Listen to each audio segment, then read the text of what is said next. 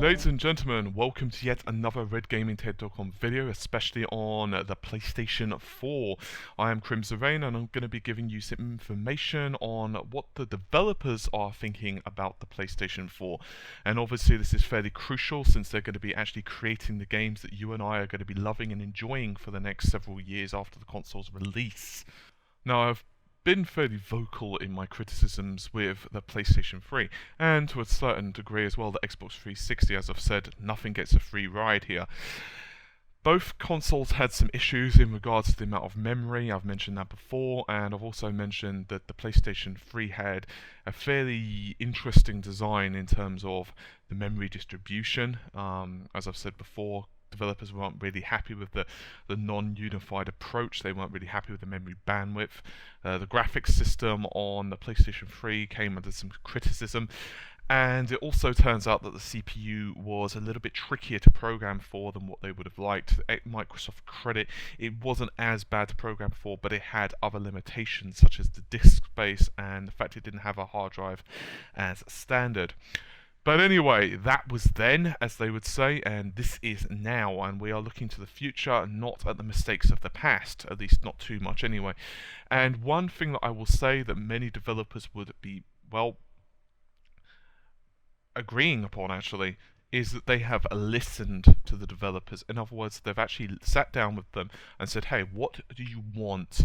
I believe it was even Ubisoft who said that they wanted it more like a PC and how you program for it. You don't have to listen to so many nuances. Okay, with the PC you do have the problems of different hardware specifications. I've been through this before. If you're more curious on exactly what I mean by this, you can check out another video that I've put on the channel, which went into depth of the AMD Jaguar. And of course, Jaguar is the CPU which powers both the Xbox 720, at least presumably it seems to be. That's not 100% confirmed yet. Obviously, we don't have Microsoft's official specifications. I know I always say that in videos, but I don't want anyone to jump on me in 6 months' time and be like, ha ha ha, you said that. I just want to point that out there. And of course, the PlayStation 4, formerly known as Orbis. And you can see that with the x86 infrastructure and various other changes, such as, say, SSE4, it does make it a lot easier to program for and very PC-like in architecture. Anyway, I'm kind of going off the beaten path here, which I tend to do, and instead I'm going to give you some reactions from some of the developers. Tim Sweeney, who is the founder and CEO of Epic Games, and you of course know who Epic are. They are responsible for Unreal and various other titles. However, their probably crowning achievement is actually the Unreal Engine. Unreal Engine is in its 4th iteration, and obviously there have been minor improvements along the way for each different version. For example, 1.5 or what have you, have all had small improvements here and there. However, Unreal Engine 4 he's very impressed with, and he said that the enormous amounts, and I'm using his words here, CPU, GPU and memory resources enable Unreal 4 to reach levels of visual quality and detail that go far beyond the current generation of games of all sizes and genres. Now, I believe we've actually got an Unreal 4 engine demo on the channel, so do check that out. However, he said that the demo shown, that's Elemental once again, is just the tip of the iceberg, and it shows, despite the fact it shows dynamic lighting, shadowing, subsurface scattering, GPU-powered particle effects. And by the way, this is all at 1080p, so we're not seeing 720p here or what have you. This is the PlayStation 4 outputting a full quality, a HD, and basically he said that as the developers of the Unreal Engine, we're passionate about not only building great games, but building them efficiently. PlayStation 4 builds upon PC technology and takes it to the next level, providing a very robust and easy-to-use development environment. As we're building games that are order of magnitude more detailed than the current generation, Unreal Engine 4 tools combined with PlayStation 4's hardware enable developers to achieve that at reasonable amount of time and on a budget. I'm not going to bother to read the rest of that because it's mostly marketing, speak, saying how great the Unreal Engine is, and it's going to work really well with the PlayStation 4. So I don't really think you guys need to listen to that. However, what I will say is that he's very happy with it. He agrees that it's significant steps forward. It's a massive improvement from the previous generation. Ted Price, who is the Insomniac president and CEO, continued by saying The PlayStation 3 got a bad rap for being tough to develop on. I imagine that's kept some developers from making the leap. No excuse exists now. He seems very happy, particularly with the sharing ability of the PlayStation 4, and it also seems that he is quite happy with this creative support that Sony are offering. Now, this is very important. Obviously, support of the hardware developer is very important because, well, in theory at least, they should know the hardware a lot better than, say, a third party, especially early on. However, things aren't always so rosy, and David Goldfarb, I'm hoping I pronounced that right, is the Overkill game director, and he said, I guess I didn't see anything in terms of software that I was genuinely excited about. Killzone 4, yes, I know I kept saying Resistance in the other video. I had Resistance on the brain, I have absolutely no idea, but anyway, looked wonderful. But I didn't get why I would want to play the game at the moment. I liked when you move through the crowd and the crowd started to move away from the player. I found that bit interesting and intriguing, but the moment my gun came out, it was like every other shooter ever. The only software I was genuinely ambivalent about, but there were talented developers out there, and I'm sure good stuff will come out. Interesting, blah blah blah. He did say that the hardware seems powerful and easier to develop for, and I was hoping for more innovations on input, but time will tell how that works out. He also said he thinks it's ironic that this next generation console is mostly playing catch up with PCs, so they aren't innovating or any other access. I think it's going to be a rough transition for everyone. A couple of other developers have said that they're not really that amazed with some of the software that was handled. He said that they weren't really happy with the military type of FPS and so forth. But of course, the bottom line is that those titles do sell well. It's that simple. And to be honest, I was quite impressed with it, and I'm looking to play it. I quite like FPS titles, but that's just me, and so forth. The president of Robomodo has said that not one single feature really screamed at him that it was impressive. Hello, he said overall he was quite impressed with the actual hardware itself, which is nice. Stuart Gitray, I'm hoping I pronounced that correctly, Just Add Water, the CEO of, said that the PlayStation 4 is a dream. He said 8 gigabytes of RAM is staggering as the speed of the data can be shifting around outstrips that 8 gigabytes. However, it's as a smallish indie to us. It's not about what we can do. It's about how well we can do it. 1080p, 60 frames per second, 3D is where it's at, and so far blown away with what we've managed to achieve with the hardware. Currently, our imaginations are running away with themselves.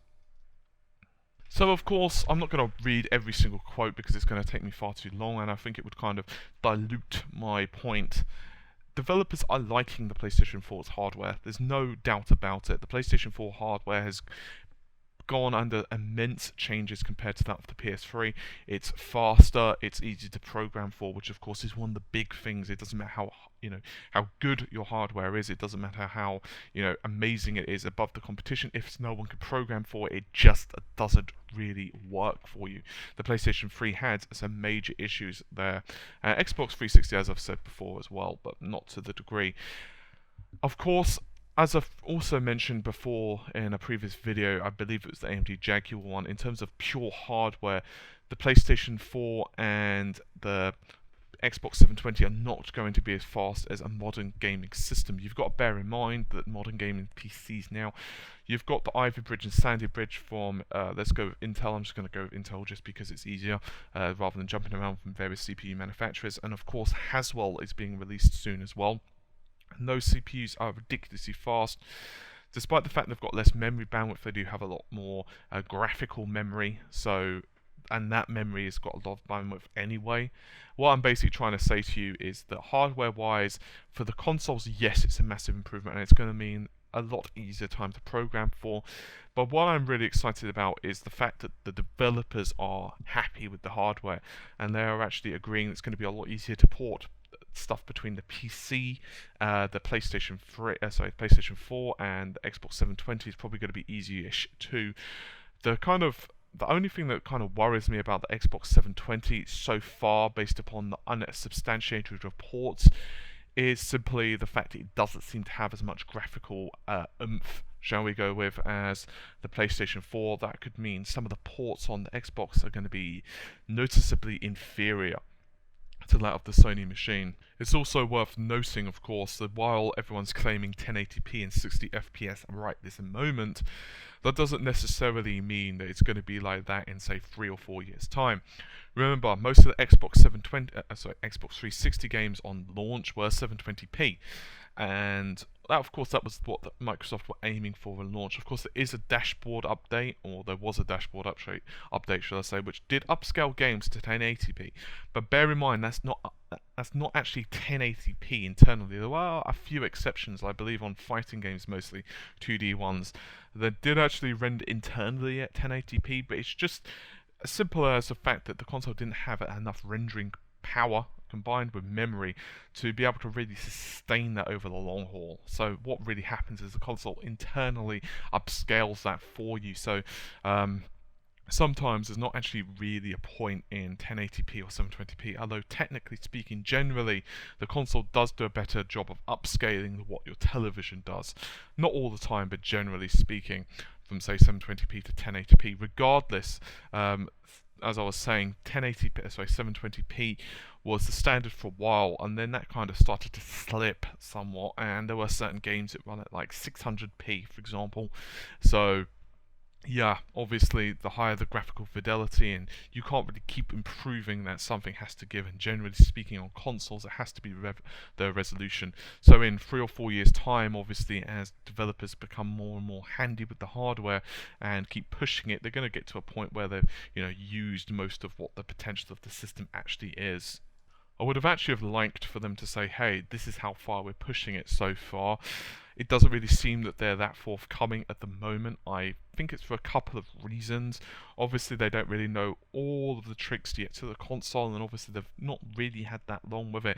I believe it was actually Namco back in the days of the Dreamcast, the original Dreamcast, and they said, hey, we believe we've used about 60% of the Dreamcast's power with Soul Calibur 1, the original Soul Calibur, of course, that was released on the Dreamcast.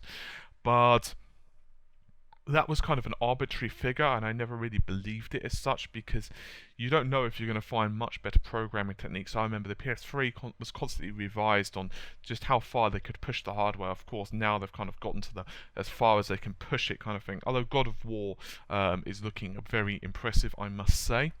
Regardless, I think that's just about it for this particular video. It's going to be shorter than most of my next generation things, because I've kind of covered a lot of what this stuff is before, but the developers have kind of confirmed it. Yes, there are some massive inroads in terms of what the hardware is capable of. Yes, the PlayStation 4 hardware is definitely a lot easier to program for. Yes, smaller developers are going to find it even better, because it means that they don't have to concentrate so long to try and figure out how to, get this one function of the CPU to function correctly so it doesn't crash the code. If you actually check out another video today of Alien Colonial Marines, which is basically explaining why the hell the game just sucked so that bloody much, you'll have actually noticed that the developer had massive issues getting the game working on the PlayStation 3 because of this. So regardless, with far better specifications, it will mean that PC ports are going to look a hell of a lot better, and there's going to be less time between them, hopefully. Obviously, the massive change in architecture does mean that sometimes the PC ports are either pushed back or sometimes not even released, simply because of the difficulty of coding between all the different platforms. Hopefully this is going to be less of a case now. It's certainly going to be less of an excuse anyway. Regardless, no matter which way you slice it, whether you're an Xbox fan, whether you're a PlayStation fan, whether you're just a gaming fan in general, whether you're a PC hardcore gamer and you don't give a rat's ass about consoles, I will say that the PlayStation 4 is looking to be an incredibly exciting prospect, and it's nice to see that what is effectively going to be a revelation actually in gaming. And in my opinion, despite the fact that I don't necessarily believe that the graphics are going to improve hugely, I think obviously there is going to be quite a big difference between the previous generation and this generation. I think it's going to be more to the point of developers are just going to be able to put things out a lot easier, and they're going to be able to do so a lot more confidently, and they're going to be able to make the whole experience a lot better. Regardless of which, I think I've rabbited on long enough now, so take care of yourselves and bye for now.